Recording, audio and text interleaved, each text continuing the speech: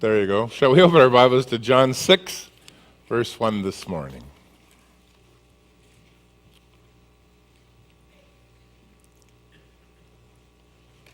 We're looking this morning at one of Jesus' most famous miracles. In fact, it is the only miracle that is recorded in all four Gospels. For John, who writes at the end of the first century with one purpose, just to convince whoever reads it that Jesus is God come in the flesh, it is a lesson that drives home the idea that there were many in the crowd who were there for the wrong reasons, but as the result of the Lord's patience with them and continual love for them, we read in verse 14 that there were some who by the time this day is over will have concluded that he is the Lord, the promised one that Moses had talked about. But in the story itself, there are lots of lessons. In fact, Jesus, by the needs of the crowds, will give the apostles, the folks that he is training, a test to provide them with some valuable lessons about our inability and his ability when we face impossibilities in our life. So we'd like to give you four things to just jot down this morning. It'll help you remember the text as well and kind of give you the lesson that the Lord would have us to learn from, I think, these 14 verses. Now, this miracle is oftentimes called the feeding of the 5,000, but that's really not correct because Matthew tells us that when you began to number the women and the children, John only covers the men, but there might very well have been 15,000 people here. The story John tells us is in 14 verses. We get a little bit more information than we do from the other Gospels, but you have a lot of players. You have the big crowd who are there with great excitement about free food. You have Philip and Andrew, two of the disciples that the Lord is training, a little boy who somehow can get talked out of his lunch, and Jesus, who wants to make himself known and call men to follow him. Now, you should know that this is a long chapter. I guess you would know that, but beginning in verse 22, there's an awful long discussion between Jesus and the crowd. In fact, John does something that the other disciples don't. When he covers a miracle, he covers the miracle usually in very few verses, but he always attaches the sermon that it is intended to drive home the truth of with that miracle. And you will see that by the end of the chapter, a lot of these folks in the crowd are going, yeah, we're leaving now. We're not going to be staying with you anymore. So let's begin in verse 1 with this first point: God sees your needs. Verse 1 says this: after these things, Jesus went over the Sea of Galilee, also called the Sea of Tiberias, and a great multitude followed him because they saw his signs which he performed on those who were diseased. And Jesus went up on the mountain. There he sat with his disciples, and the Passover, a feast of the Jews, was near. Now, at least in the book of John, when you read the words "after these things," you should not at all believe that it necessarily followed what you just read. It is one of those phrases that John uses. The other fellows use it and they can attach events, but John uses it to cover some indeterminable amount of time. In Greek, it just reads "after this." And for John, it is oftentimes unrelated to what you just read. And the reason is John is very interested in just giving you highlights of the ministry of Jesus to convince you of who he is. So he attaches them with just after this, but after this could be a year later. So it's very hard to follow the chronology with John that you might be able to follow with Matthew and with Luke particularly. We know from the other Gospels, and John mentions it here in verse 4, that at least 6 months have passed between what we just studied last week and what we are studying this morning, and it could very well have been a year, which will explain why the crowds are so big, why there are 12 apostles rather than just the 5 or 6 that you've met in John, and that John just says after these things, and you kind of go way up here. Now maybe in the 3rd year of Jesus' ministry. Mark tells us that these 12 men had just come back from a ministry trip, their first one. They had been sent out 2 by 2 to go before the Lord into the villages of Galilee to perform miracles, to heal the sick, and the Lord anointed them with his Spirit, and now they had returned, and they were now sitting or were looking, I think, with the Lord to find a place that they could rest.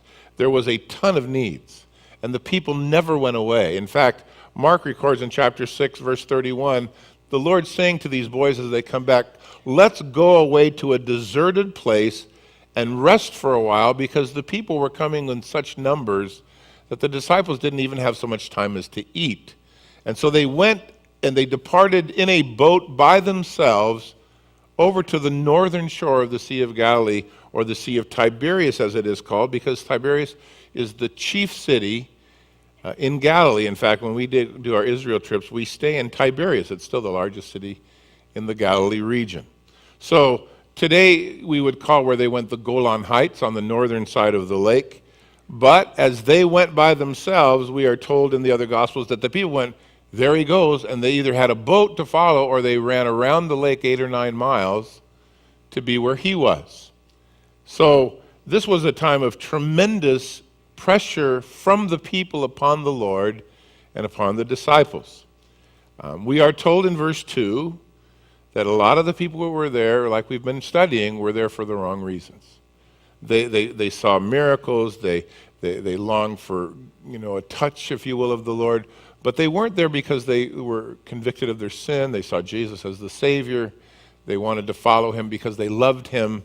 None of those things are motives yet, but the Lord continues to love them and continues to seek after them. And though they may have been concerned physically for what God might do for them, and I would say to you, most people will pray when they want something, they were not so interested in seeking him because of who he was and the life that he wanted to bring them, which is why a lot of people kind of slough off as time goes on, because the Lord more and more hammers home the purpose or the reason for his coming. So verse 2 tells us the motives. In verse 3 and 4, we are told that they got to the other side and they were able to at least go up the hills there of the Golan and sit together and maybe rest a little, if you will. And yet the crowds were huge. And most of the crowds were getting ready to go south to Jerusalem, which is where you were to go for the Passover feast, the 85 miles or so. So here's what we read in Mark 6, verse 33. But the multitude saw them departing. Many knew him and ran on foot from all of the cities and arrived even before them and came together to them. And Jesus, when he came out of the boat, saw a great multitude, was moved with compassion for them. They were like sheep not having a shepherd. And so he began to teach them many things. And when the day was far spent, his disciples came to him and said, this is a deserted place. The hour is already late. Send them away, that they may go into the surrounding country and villages and buy themselves bread, because they have nothing to eat. So that's the big picture. The boys had just come back from an extended ministry trip to Jesus, who said, you guys could use some rest. Let's take a weekend off. We'll go to the Golan Heights. We'll go sit in the mountains. We'll enjoy ourselves. And yet the people weren't going for that at all. In fact, they came by the thousands, maybe as many as 15,000 people following 13 people. Imagine that. And they found the Lord. Some of them were already waiting when he landed. And the disciples, who were tired already, now needed to learn something, which is a very hard lesson to learn, that ministry sometimes is inconvenient. And it can happen when you're tired and when you're really out of sorts, but the crowd is there, and the Lord sees them far differently than his disciples. He sees them as sheep without a shepherd. The disciples see them as a nuisance, as an aggravation.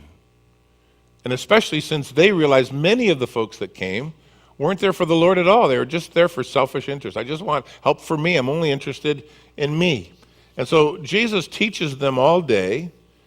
By the time it's getting dark or dinner time, the disciples want to get rid of the crowd. They realize they're in a tough situation here. And they say to Jesus, let's get rid of them. Send them away, man. We've had enough of these folks. They've been here all day. And the disciples were upset. The crowds were large. But Jesus saw them so differently. He loved them. He wanted to be their shepherd, even though, John 2:21, 22, 23, he knew it was in their hearts. He knew why they were there. He knew what was driving them. The disciples might have made a great argument. Lord, they're not here for you. They want to eat. They want you to heal. They want you to bless them. But the disciples hadn't yet come to that kind of love. And And though the Lord knew, in fact, he will say to them in verse 26, and not this week or next week, but in a few weeks, you're seeking me not because you saw the signs, but because you ate the loaves. You shouldn't labor so hard for the food that perishes. So he knows why they're there, but that doesn't affect his love for them at all. In fact, Mark uses the word compassion, which is an interesting Greek word. It means what you feel in the pit of your stomach. It's that love that is felt, or the compassion that you feel. You know, when you see someone hurting and your heart just goes out to them, Jesus uses, or I think Mark uses it 9 different times to speak about Jesus' response to the poor and to the needy. He felt their concerns. He saw them as sheep without a shepherd. That's the Lord's view of this crowd. God sees your needs. Others might not care. They should. God help us. But the Lord always does. You know, sheep are the most dependent animals that you can find. Without care, sheep get lost. They wander off. They'll run right off a cliff. They'll walk right up to a wolf. Hey, how you doing? I'm a sheep. You're a wolf. Your lunch. If they are across the street from a field filled with grazing, if someone doesn't lead them there, they will just look at it and die. And then the Lord comes along and looks at us and goes, sheep, we need help. We need a shepherd. That's how the Lord sees us. The thief comes to steal, to kill, destroy. I've come that you might have life, abundant life. You ever been asked to serve the Lord when it seemed like an imposition? Oh, I want to get going. I got things to do. You're always wanting something from me. God help us. You ever just stop and look around before you leave church to see if someone's by themselves or hurting or may need someone to talk to before you hit your car and hit the plans and get to the breakfast or to the lunch? Or is church just part of your self-service plan? Jesus tells us he cares for our needs. And learn that well, that God sees your needs and he will not leave you or forsake you. If he's tired, if he's worn out, and he's not, he would still be there to meet your needs and to bless you and to help you. Secondly, in our growth as God's disciples, he will test our faith with seeming impossibilities. We read in verse 5, Jesus lifted up his eyes and he saw this great multitude coming forward towards him. And he turned and he said to Philip, "Where shall we buy bread that these may eat?" Now Jesus said this to test him, John tells us. He himself already knew what he was going to do. And Philip's answer was, 200 denarii worth of bread is not sufficient for them, so that every one of them can eat just a little. Now this is the only time you will find in the Bible Jesus asking for advice. But he does so with the full awareness that he already knows what he was doing. This was not a question based upon an unsureness on the Lord's part. It was a question driven to teach his own about trusting him. And that you will find more than once. It is part of what we studied a few Wednesday nights ago out of Philippians, where the Lord says to us, work out your own salvation with fear and trembling. It is God who works in you both to will and to do of his good pleasure. But even though God works, you have to respond, you have to participate. The Lord requires things of you as you grow in your knowledge of who he is. So Jesus now asks Philip a question. Now, I should tell you, if you put Mark and John together, which is sometimes very helpful when you're studying the Gospels, it does seem like the Lord asked this question of Philip early on in the day. That he said to him, how are we going to take care of these folks? Because they were in the middle of nowhere, if you will, so to speak. No Starbucks, no McDonald's, no McDavid's or whatever you need. They weren't there. And Mark tells us at the end of the day, when they came to ask Jesus to send them all away, they answered the question of Jesus to Philip in the same way Philip did. So it does seem like the Lord gave them all day to think about it. Here's a little test for you. Well, how are we going to feed these folks later on today? Just work on that. Chew on that, Philip. And he kind of left them alone and left the disciples alone with that question. Now, verse 5, you might say to yourself, why would he ask Philip the question? Well, if you remember back in chapter 1, verse 44, Philip lived in a place called Bethsaida. Peter lived there too. So did Andrew. That was only about 9 miles away from where they currently were. So it does seem natural that the Lord would look at Philip and say, hey, Philip, you're the local boy. Where are the bakeries in town? Where can we quickly get 15,000 bagels? How are we going to do this? Well, Jesus tests Philip, we are told in verse 6, with an impossible situation. If you were to have someone say to you, hey, I got 15,000 people over at the house. Where are we going to feed them in L.A.? You'd probably go, I don't know, send them to a Dodger game. There wouldn't be any place to take them. How do you get 15,000 people fed? It was an absolute impossibility. But whenever God is about to do something wonderful or to teach us about himself, it is usually in the realm of things that we can't fathom, because that causes us to be raised up in our opinion of who God is. Philip, where are we going to get enough food to buy bread for these that they all might eat? Now, Philip doesn't exactly answer the question. Jesus said, where? Philip's response at the end of the day was, how much? He said, Lord, even 200 denarii. Now, a denarii, it was roughly the equivalent of a day's worth of labor's pay. So here's Philip's answers. 9 months worth of checks of income wouldn't be enough money to even give everyone just a little bite to eat. I mean, forget about where. Just think about how much this is going to cost. Now, for you Bible students, those of you that take this seriously, the number 200 in the Bible almost always shows up when it comes to insufficiency. You can read about it in Achan in Joshua 7, and with Absalom in 2 Samuel 14, and that apostate Micah there in Mount Ephraim in Judges 17, or with the armies gathered in Revelation 9. There's always that number 200 to speak of man's inability. So it does seem to be a number that God uses to kind of communicate that to us. Well, regardless, Philip failed the test. He had all day. He thought about it. He talked to his buddies. They counted heads. They numbered it up. And Philip calculated everything in. He took out his calculator, kids, women, men, at least 5,000, cost per unit, number of children, 9 months' wages. What did he fail to do? He just didn't calculate in Jesus, right? The test of his faith was the impossibility that he faced. He just left Jesus out of the equation.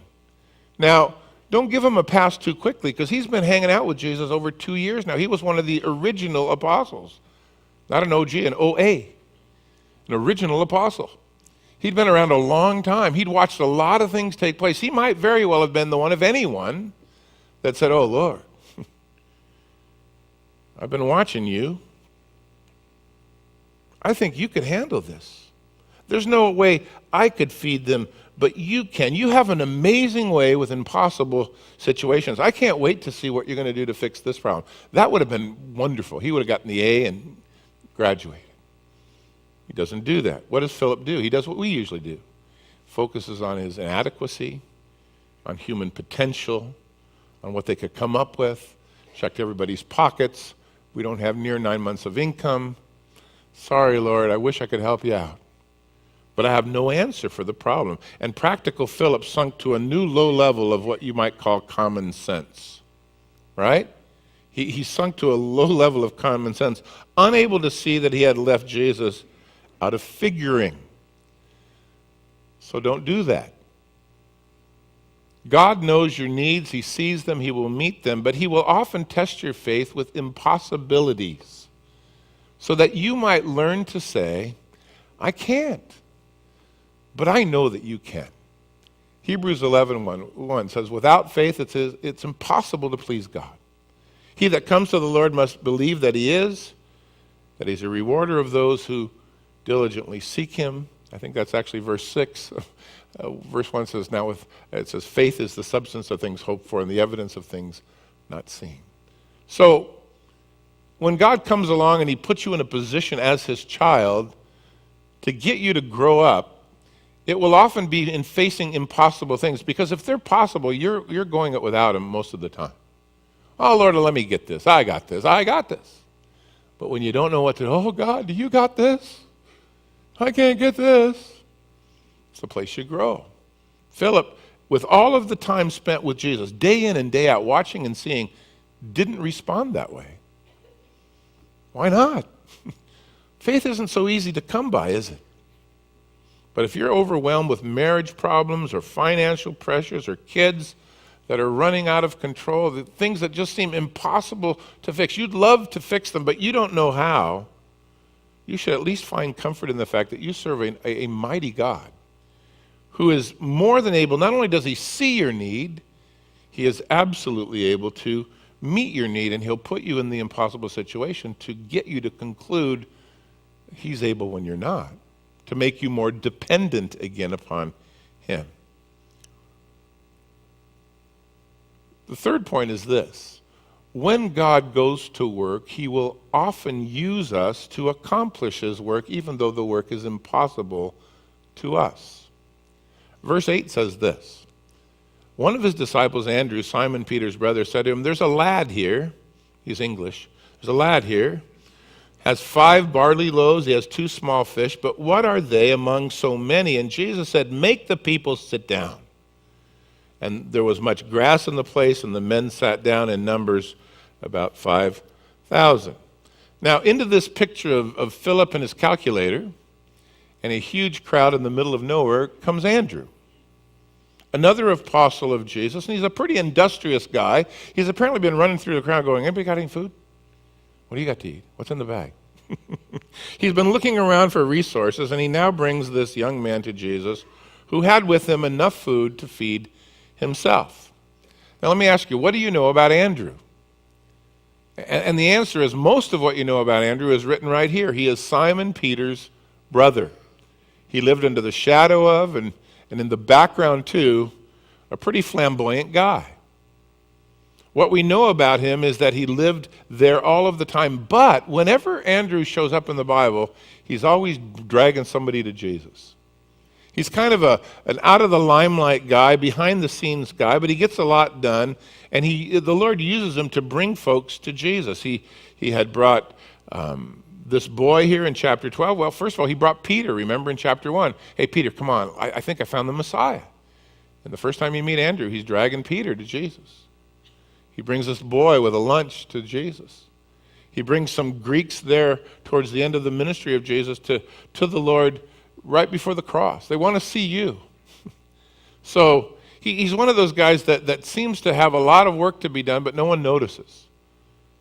You've probably all heard of Dwight Moody, but you may not have heard of Edward Kimball, the guy who went to the shoe store that Moody worked in to share the gospel with him, and he got saved. Yet without him, where would he have been? I'm sure you've heard of Billy Graham, but you might not have heard of Mordecai Ham, who preached in 1943 the message that caused Billy Graham to give his life to Christ.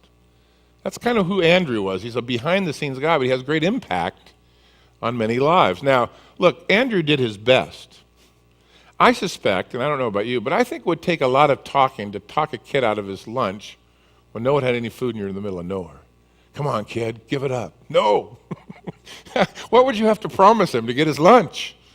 But somehow he was able to talk his kid out of lunch. A hungry kid. And many hungry folks around. But notice at the end of verse 9 that even Andrew, with doing his best, said, but, what are they among so many? Look, this is all I've been able to come up with. And like Philip, he stumbles at his own inability and resources, even though God is standing right in front of him, and he knows it. Now here's what the Lord does, which is our point.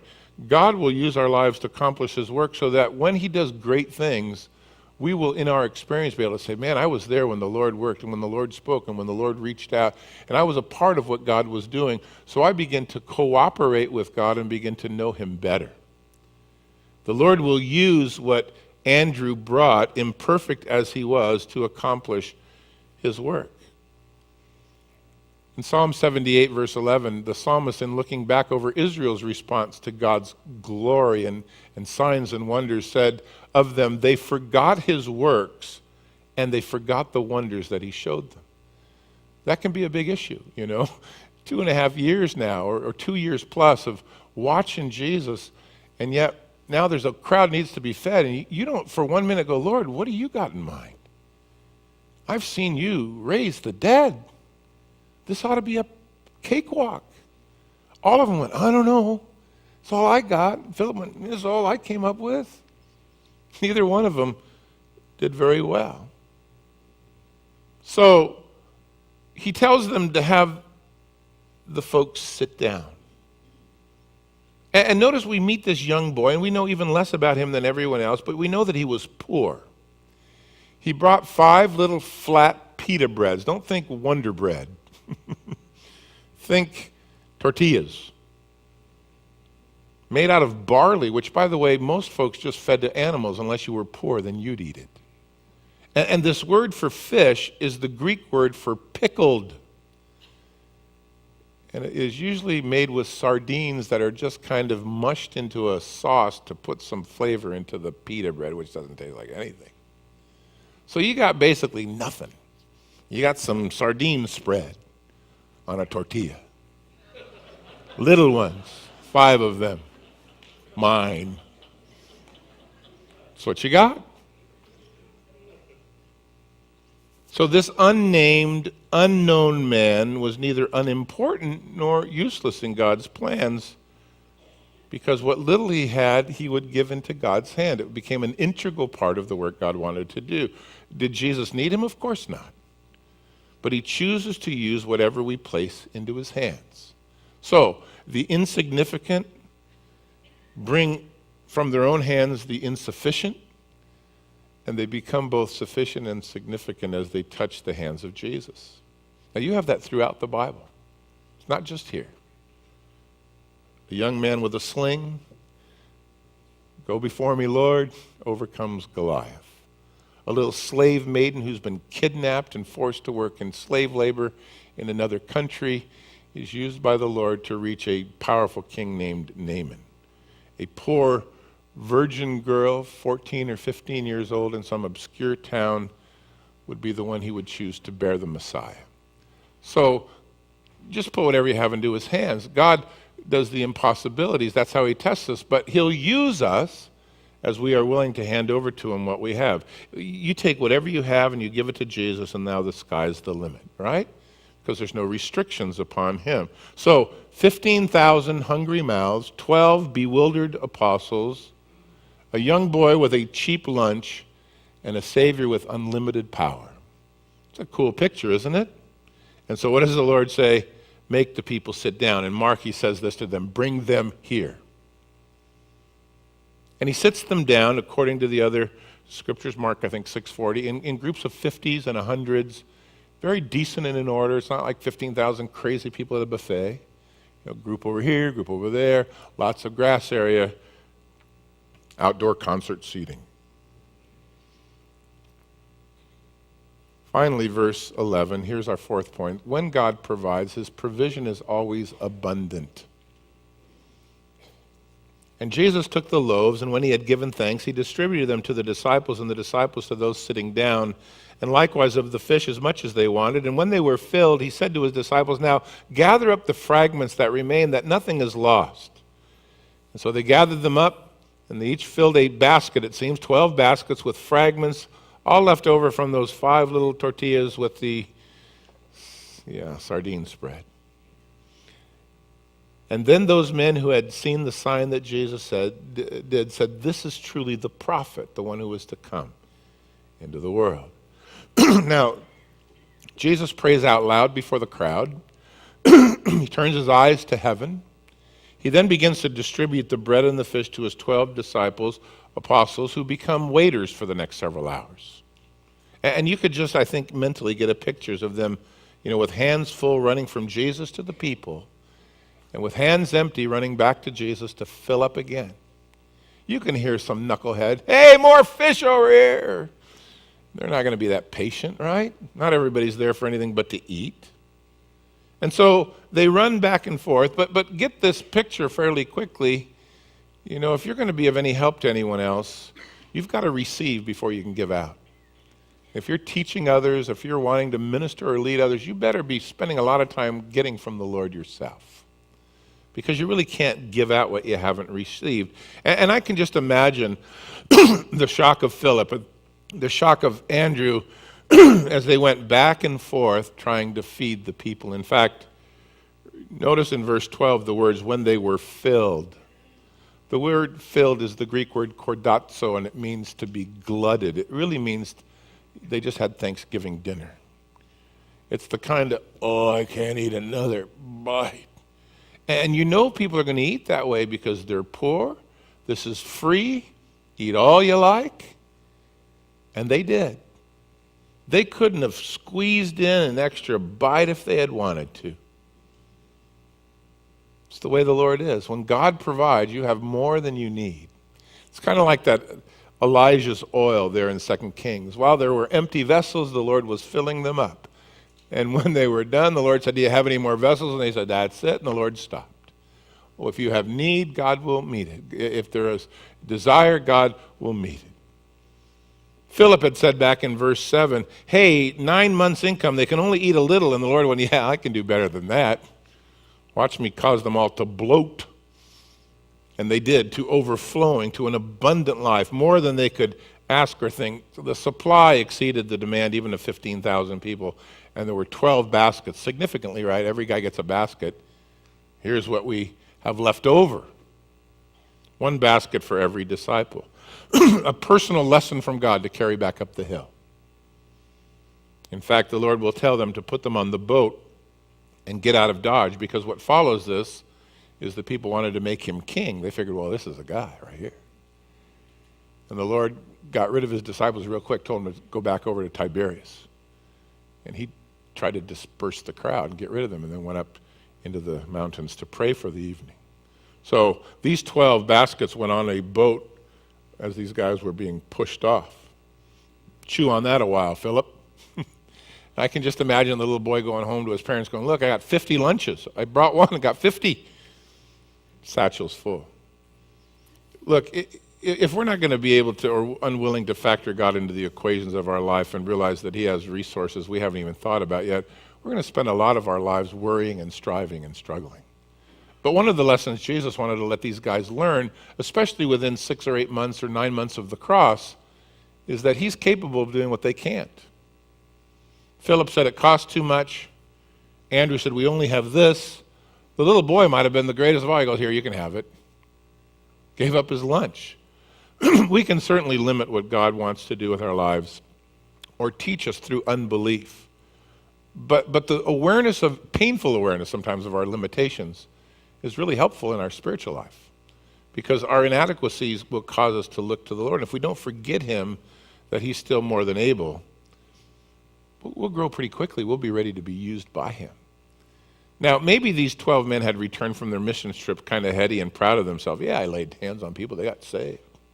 But I'm kind of tired now. Like a little break now.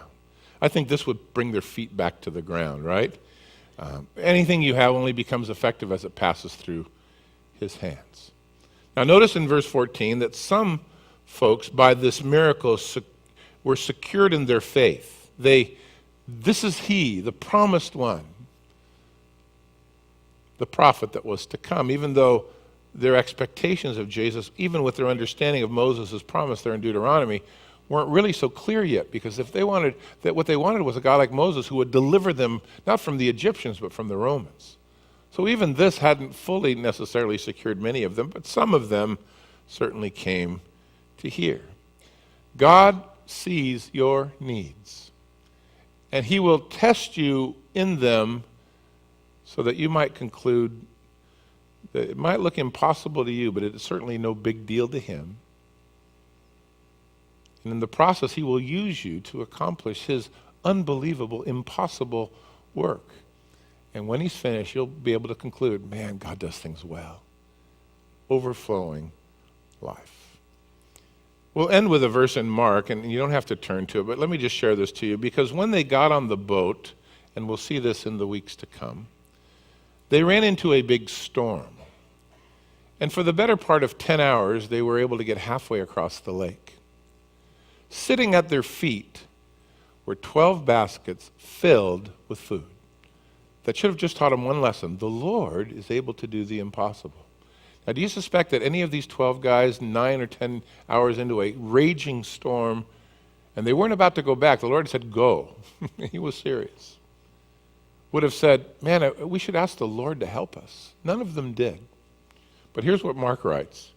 Then he went up into the boat to them as the Lord came walking to them, and the wind ceased, and they were greatly amazed in themselves beyond measure, and they marveled. And then Mark writes this, they had not understood about the loaves because their hearts were hardened. They hadn't got the lesson. They had hard hearts. They didn't take it in. They didn't receive it. They walked up and here, more food, okay, and they just forgot all about it. Sitting at their feet, the miracle of God, and they forgot. Don't be that dense this morning. It's going to be a long year next year. You're going to need a lot of faith.